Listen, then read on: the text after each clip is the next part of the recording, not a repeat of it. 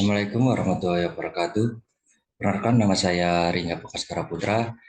Saya akan menerangkan tentang manajemen kualitas. Pertama, definisi kualitas. Kualitas merupakan kemampuan suatu produk atau jasa untuk memenuhi kebutuhan pelanggannya. Manajemen kualitas. Manajemen kualitas adalah kegiatan manajemen dalam perusahaan yang bertujuan untuk mempertahankan setiap tingkat kualitas yang diinginkan. Perusahaan tidak hanya menjaga kualitas produk, tetapi aspek lain secara keseluruhan seperti pelayanan, karyawan, hingga kualitas perusahaan di mata konsumen.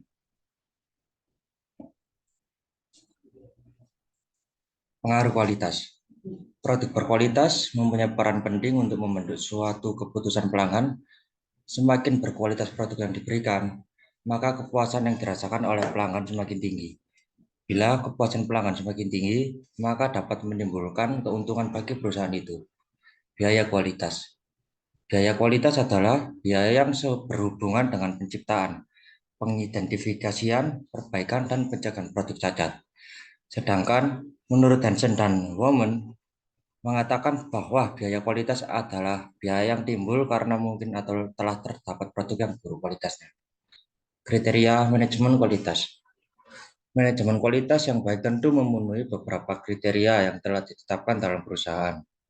Ada 9 kriteria penting dalam manajemen kualitas, yaitu kinerja atau performance, karakteristik utama dari produk, fitur, karakteristik tambahan dari produk tersebut, keandalan, kemungkinan kegagalan dalam penggunaan produk, kesesuaian, desain dan operasi produk telah memenuhi standar yang telah ditetapkan, daya tahan, usia teknis atau usia ekonomis suatu produk, pelayanan, kompetensi, kenyamanan, dan kecepatan dalam menangani keluhan pelanggan.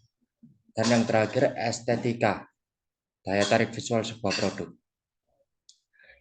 Tahapan manajemen kualitas. Tahapan dalam manajemen kualitas melingkupi prinsip manajemen secara umum. Ada 3 prinsip manajemen yang harus diikuti, yaitu perencanaan atau planning, pelaksanaan atau actuation, serta pengontrolan atau evaluasi atau controlling. 1. Perencanaan dan strategi mutu. Perusahaan harus membuat perencanaan dan strategi dalam manajemen mutu untuk bisa mencapai tujuan. Dalam tahap ini, perusahaan harus melakukan analisis untuk mengetahui standar kualitas yang harus dipenuhi oleh masing-masing bidang perusahaan. 2. Implementasi perencanaan mutu. Rencana yang telah dibuat kemudian dikerjakan dalam proses implementasi.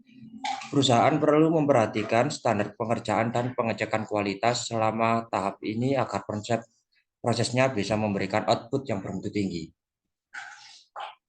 3. Evaluasi mutu. Evaluasi diperlukan supaya perusahaan bisa merefleksi setiap keberhasilan dan kegagalan dalam kegiatan operasionalnya. Dalam tahap ini, perusahaan meninjau kembali hasil atau output dari setiap kegiatan operasional yang telah dikerjakan.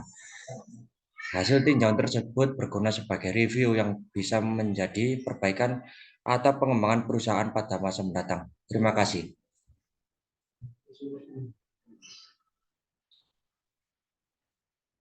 Sampai salah, Bang.